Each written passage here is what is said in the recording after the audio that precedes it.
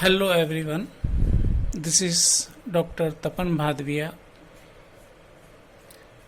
आज हम इस लेक्चर में लागत लेखांकन और लागत लेखांकन के तत्व, लागत लेखांकन का वर्गीकरण, जिनके आधार पर कि व्यवहारिक प्रश्नों को हल किया जाना होता है, इस पर थोड़ा सा डिस्कशन करेंगे। प्रथम कि लेखांकन की 3 प्रमुख ब्रांचेज होती हैं, जैसा कि आप देख रहे हैं यहाँ। वित्तीय लेखांकन, फाइनेंशियल अकाउंटिंग, लागत लेखांकन, कॉस्ट अकाउंटिंग, और प्रबंध लेखांकन, मैनेजमेंट अकाउंटिंग। वित्तीय लेखांकन, जहां प्रत्येक व्यवसाय द्वारा किया जाता है, एक वित्तीय वर्ष में समस्त मौद्रिक व्यवहारों का लेखा कर उन व्यवहारों का वित्तीय परिणाम ज्ञात किया जाता है। लागत लेखांकन प्रायः मैन्युफैक्चरिंग सेक्टर तथा सर्विस सेक्टर, निर्माणी तथा सेवा प्रदायी संस्थाओं में लागू होता है, जहां लागत केंद्र के लिए या लागत उत्पाद के लिए लागत के प्रत्येक स्तर पर तथा कुल मिलाकर लागत ज्ञात की जाती है। वहीं प्रबंध लेखांकन, जो लेखांकन की तीसरी ब्रांच है, यह लेखांकन से प्राप्त परिणामों का विश्लेषण करती है। इसमें जो तकनीकें प्रयोग में लाई जाती हैं, उनसे लेखांकन के विभिन्न मदों का उद्देशानुसार विश्लेषण किया जाता है और प्रबंध के सामने एक रिपोर्ट प्रस्तुत की जाती है, जिसके आधार पर कि भविष्य में व्यवसाय को सुचारू रूप से चलाने के लिए निर्णय लिए जाते हैं। आज हम बात कर रहे हैं उसमें से एक विधा लागत लेखांकन यानी कि कॉस्ट अकाउंटिंग की।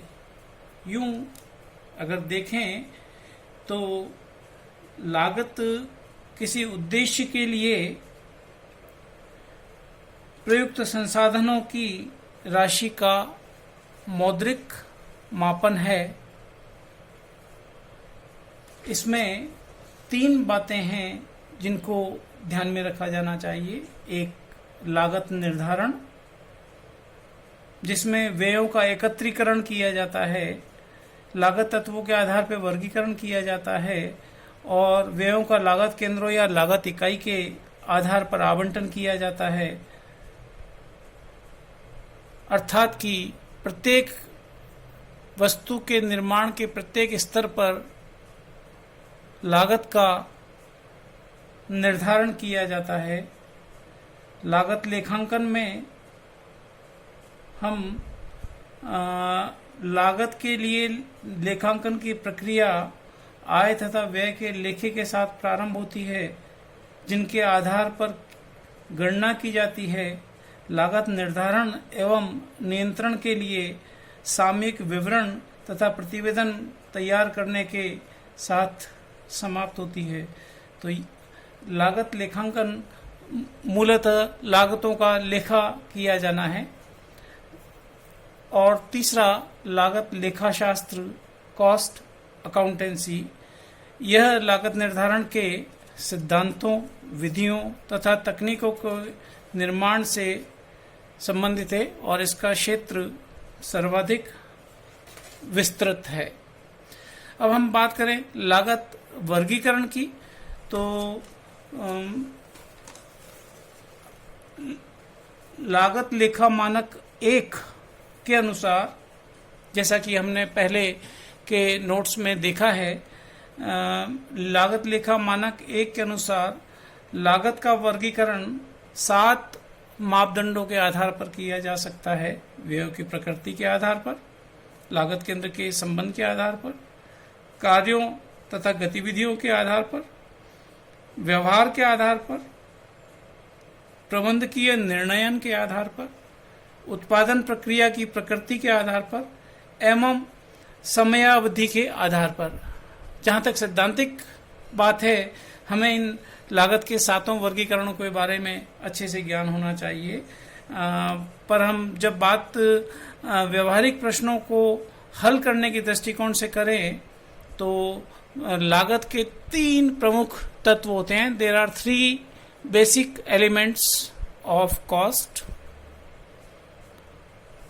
जैसा कि आप यहां पर देख पा रहे हैं।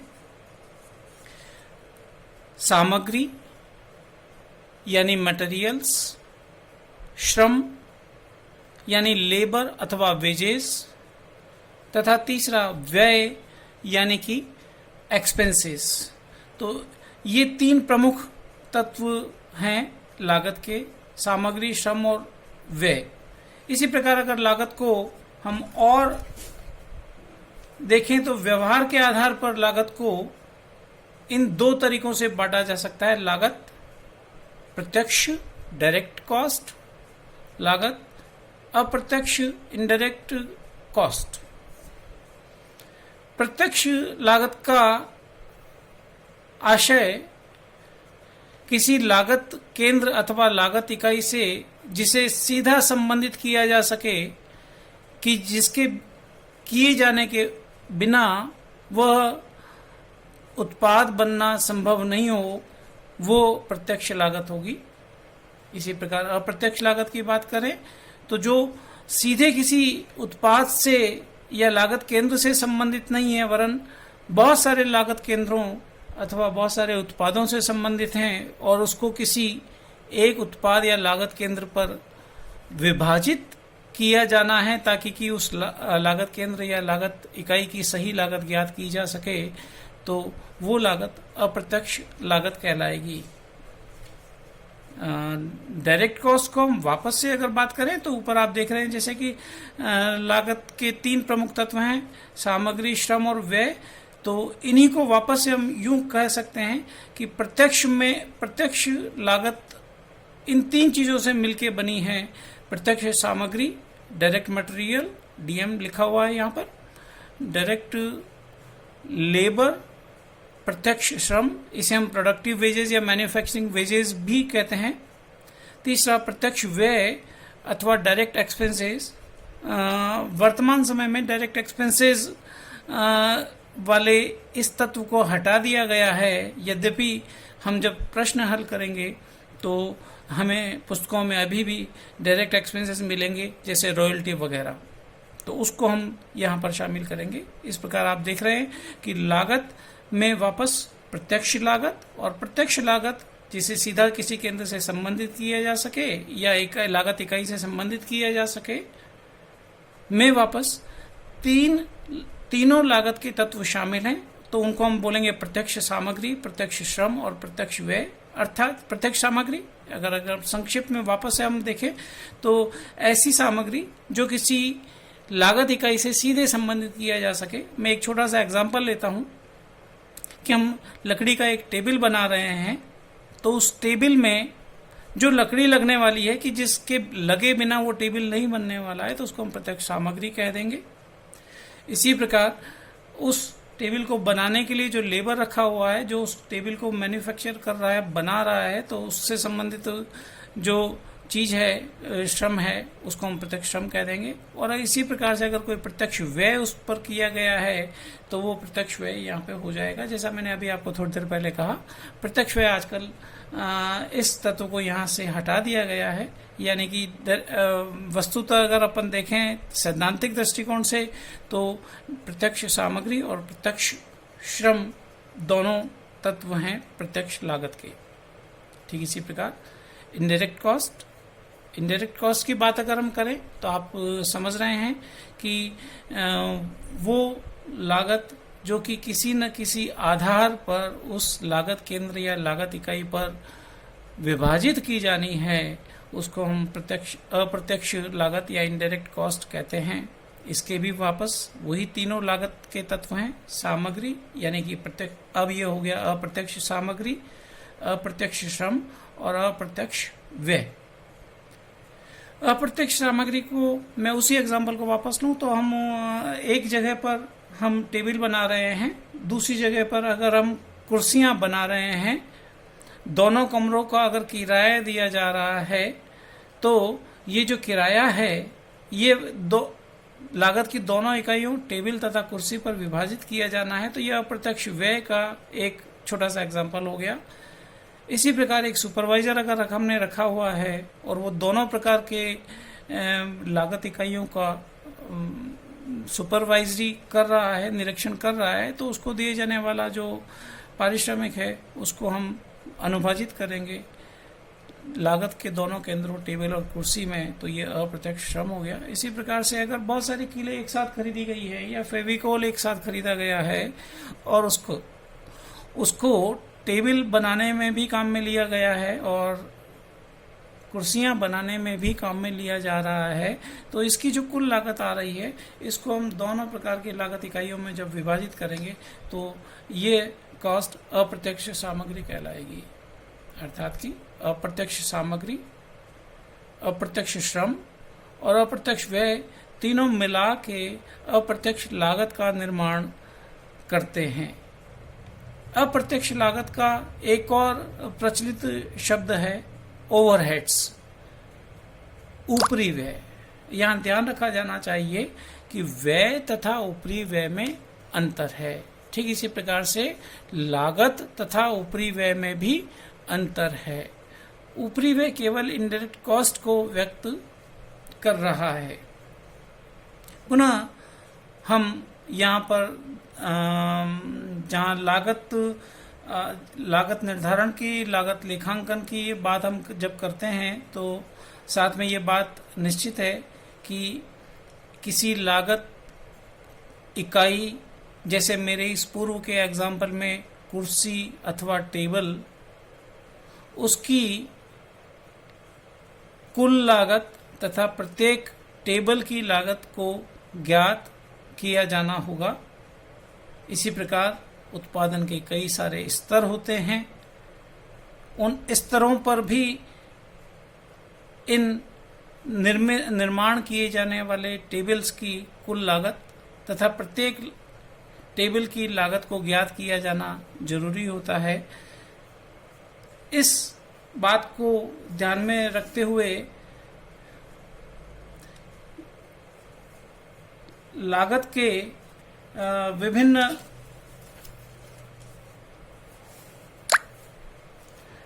के विभिन्न स्तर होते हैं, उन स्तरों पर इनका लागत को ज्ञात किया जाना जरूरी है। मूल लागत आप देख रहे हैं यहाँ पर, प्रत्यक्ष सामग्री, प्रत्यक्ष श्रम, प्रत्यक्ष व्यय, यानी डायरेक्ट मटेरियल, डायरेक्ट लेबर और डायरेक्ट एक्सपेंसेस के योग को हम मूल लागत या प्राइम कॉस्ट कहते हैं।